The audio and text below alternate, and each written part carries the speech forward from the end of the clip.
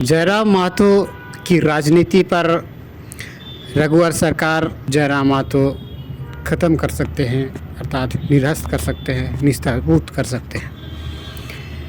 क्योंकि आज की तारीख पर झारखंड की राजनीति पर भारतीय जनता पार्टी की तरफ से रघुवर सरकार को फिर से आने की शुभकामनाएं दे रहे हैं, बधाई दे रहे हैं। भारतीय जनता पार्टी के कार्यालय पर जिस तरीक़ा से जो उमंग, आशा, भरोसा के साथ उनकी जो स्वागत हो रही है, इससे ज़ाहिर साबित हो रही है कि जो पिछले 2024 की जो चुनाव पर भारतीय जनता पार्टी को जो हार का जो सामना करना पड़ा है, इसके बिना से ही अधूरी रह गई है। हालांकि आज की तारीख पर इन्हीं चीज़ों को 2029 के बाद इसको फिर से अपने साम्राज्य को स्थापित करने के लिए इसी रघुवर दास का इस्तेमाल किया जाएगा। लेकिन सबसे बड़ी सवाल ये है दोस्तों कि हमारे झारखंड पर जिस तरीक़ा से जो झारखंड लोकतांत्रिक क्रांतिकारी पार्टी के अध्यक्ष जयराम महतो की अपने राजनीति के तौर तरीक़ा को देख करके क्या भारतीय जनता पार्टी अपनी पैर पसार पाएगी, ये सबसे बड़ा विषय है। यकीन माने तो जयराम महतो के आगे पूर्व मंत्री रघुवर दास पीछे पड़ जाएंगे। सच मैं कह रहा हूँ, क्योंकि मैंने आप सबको उभरता झारखंड पर जयराम महतो से जुड़ी जानकारी मैंने आज से नहीं 3.5 साल से कहते हुए आ रहा हूँ। क्योंकि हमारे इंसान की एक प्राणी में जो ऑब्जर्व करने की जो शक्ति होती, जो क्षमता होती है, वो अपने स्तर पर जो अपने लोग ही अनुभव कर सकते हैं। मैं कहना ये चाहता हूँ कि जो अपने उम्र के धारी व्यक्ति वो अपने शक्ति को एब्जॉर्ब कर सकते हैं। जिस तरह से जो जयराम महतो राजनीतिक स्तर पर आगे बढ़ रहे हैं, इससे भारतीय जनता पार्टी पीछे पड़ जाएंगे। क्योंकि पिछले वीडियो में मैंने आप सबको बताया था भारतीय जनता पार्टी के प्रति आदिवासी अपनी गुस्सा किस तरह से उड़ा लेंगे, किस तरह से निकालेंगे, ये तो वक्त ही तय करेगी। आज की तारीख पर हमारे झारखंड पर सबसे बड़ा अहम भूमिका गठबंधन को जिताने में यही आदिवासी समुदायों की सबसे बड़ी हाथ है। ये बात आज की तारीख पर भारतीय जनता पार्टी के लोगों को अच्छी तरीक़ा से समझ में आ गया है। हालांकि इन्हीं चीज़ों को ध्यान पर रख कर के ही भारतीय जनता पार्टी के सुप्रीमो या फिर प्रदेश अध्यक्ष या फिर आज के तारीख पर जिनकी जो वेलकम किया जा रहा है रघुवर दास, इन्हीं चीज़ों को देख करके ही आदिवासियों को ईसाइयों के साथ विभाजन करने की राजनीति हमारे झारखंड पर स्थापित करना चाहती है। हालांकि हमारे झारखंड पर आदिवासियों को जोड़ने वाले कई ऐसे लोग हैं जिनकी वजह से आज की तारीख पर भारतीय जनता पार्टी की राष्ट्रीय पार्टी होने के बावजूद भी झारखंड पर अपनी पैठ नहीं जमा पा रही है।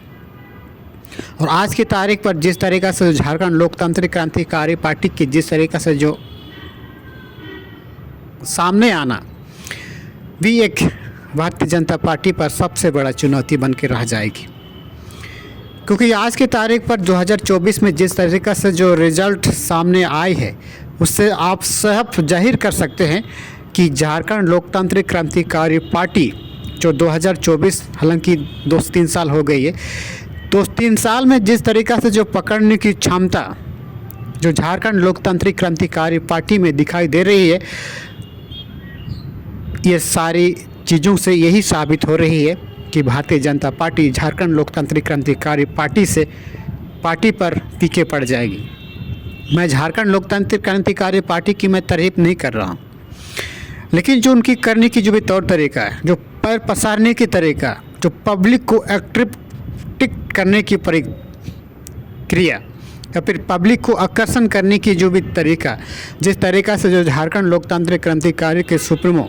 जयराम महतो अपना रहे हैं, इससे आने वाले पीढ़ी भारतीय जनता पार्टी से मुंह भंग कर लेंगे। मैं ऐसा इसलिए कह रहा हूँ क्योंकि 2024 में इसकी सुगबुगाहट की घबराहट भारतीय जनता पार्टी को फील हो चुकी है। और इसीलिए मैं कह रहा हूँ दोस्तों, आदिवासी को ये बात समझना पड़ेगा कि भारतीय जनता पार्टी से आपको घबराने की आवश्यकता नहीं है, बल्कि भारतीय जनता पार्टी को झारखंड लोकतांत्रिक क्रांतिकारी पार्टी जयराम महतो से घबराने की आवश्यकता है। बाकी मैं आप सबको इसलिए कह रहा हूँ ऐसा, क्योंकि आज की तारीख पर एकमात्र ऐसा पार्टी है जो युवाओं के प्रति आकर्षण का केंद्र बना हुआ है। जिस तरीक़ा से जो आज के तारीख पर, हालांकि ट्रैवल इलाके पर ये जो प्रचार प्रसार करने में किस तरह से रुकावटें आ रही है, इसके पीछे कई कारण हैं, लेकिन जनरल स्तर पर अगर आप देखिएगा तो तेज़ी से युवा युवक उसके प्रति जुड़ रहे हैं। और इन्हीं चीज़ों को देख कर के ही फिर से भारतीय जनता पार्टी ने रघुवर सरकार को वापसी आने की निमंत्रण दिए हैं। हालांकि इस रघुवर सरकार की आने से भी हमारे झारखंड पर भारतीय जनता पार्टी की समीकरण पर कुछ बदलाव नहीं देखेंगे।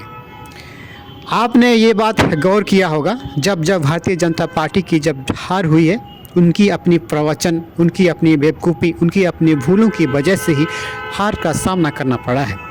क्योंकि पिछले दिनों में भी आपने देखा होगा, बांटेंगे तो काटेंगे जैसे बड़े बड़े समाज को दरकिनार करके अपनी राजनीति की वर्षा को कायम करने वाली कई ऐसे मुद्दे हैं, कई ऐसे फार्मूला है जिसको भारतीय जनता पार्टी अपने स्तर से निकाल नहीं पा